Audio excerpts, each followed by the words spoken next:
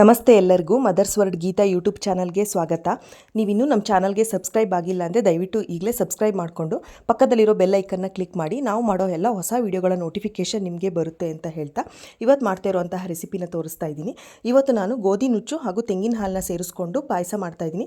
ತುಂಬ ಆರೋಗ್ಯಕರವಾದ ರೆಸಿಪಿ ಇದು, ಹಾಗೆ ತುಂಬ ಈಸಿಯಾಗಿ ಇದನ್ನ ಮಾಡ್ಕೋಬಹುದು. ಇದಕ್ಕೆ ಬೇಕಾಗಿರುವಂಥ ಇಂಗ್ರೀಡಿಯೆಂಟ್ಸ್ ನೋಡೋಣ. ನಾನಿಲ್ಲಿ 1 ಕಪ್ನಲ್ಲಿ 3/4 ಕಪ್ನಷ್ಟು ಗೋಧಿ ನುಚ್ಚನ್ನ ಒಂದು 2 ರಿಂದ 3 ಗಂಟೆ ನೆನೆಸಿಟ್ಟಿದ್ದೀನಿ. ಅದೇ ಕಪ್ನಲ್ಲಿ 3/4 ಕಪ್ನಷ್ಟು ಬೆಲ್ಲ ತೊಗೊಂಡಿದ್ದೀನಿ. ಹಾಗೆ 1 ಕಪ್ನಷ್ಟು ತೆಂಗಿನ ಹಾಲನ್ನ ತೊಗೊಂಡಿದ್ದೀನಿ.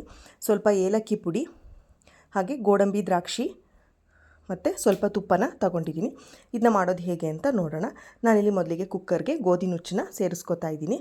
3/4 ಕಪ್ನಷ್ಟು ಗೋಧಿ ನುಚ್ಚು ಇದು ನೆಂದ ಮೇಲೆ 1 ಕಪ್ನಷ್ಟು ಆಗಿದೆ. ಹಾಗಾಗಿ ಇದಕ್ಕೆ ನಾನು 2 ಕಪ್ನಷ್ಟು ನೀರನ್ನ ಸೇರಿಸ್ಕೊತಾ ಇದ್ದೀನಿ.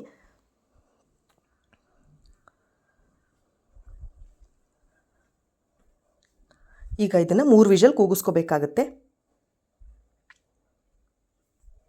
ಈಗ ಇದು ಕಂಪ್ಲೀಟಾಗಿ ತಣ್ಣಗಾಗಿದೆ. ಚೆನ್ನಾಗಿ ಗೋಧಿ ನುಚ್ಚೆಲ್ಲ ಚೆನ್ನಾಗಿ ಬೆಂದಿದೆ. ಈಗ ನಾನು ಇದಕ್ಕೆ ಬೆಲ್ಲನ ಸೇರಿಸ್ಕೊತಾ ಇದ್ದೀನಿ.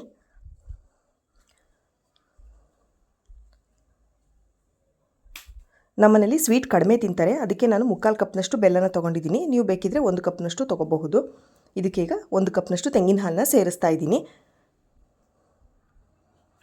ತೆಂಗಿನ ಹಾಲು ಹಾಕಿದ್ರೆ ಟೇಸ್ಟು ತುಂಬಾ ಚೆನ್ನಾಗಿ ಬರುತ್ತೆ, ಹಾಗೆ ಟೆಕ್ಸ್ಚರು ತುಂಬ ಚೆನ್ನಾಗಿ ಕೊಡುತ್ತೆ. ಈಗ ಇದನ್ನ ಚೆನ್ನಾಗಿ ಮಿಕ್ಸ್ ಮಾಡ್ಕೊಳ್ಳೋಣ.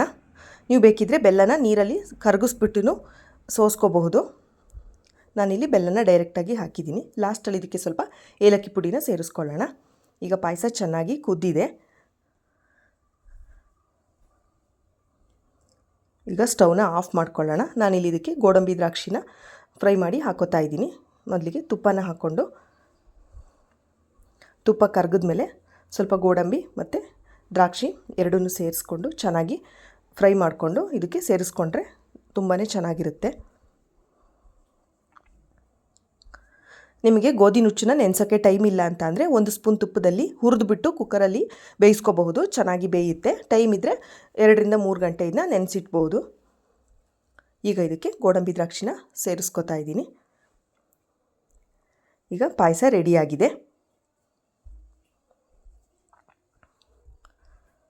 ನೋಡಿದ್ರಲ್ಲ ಎಷ್ಟು ಈಸಿಯಾಗಿ ಪಾಯಸ ಮಾಡ್ಕೋಬಹುದು ಅಂತ.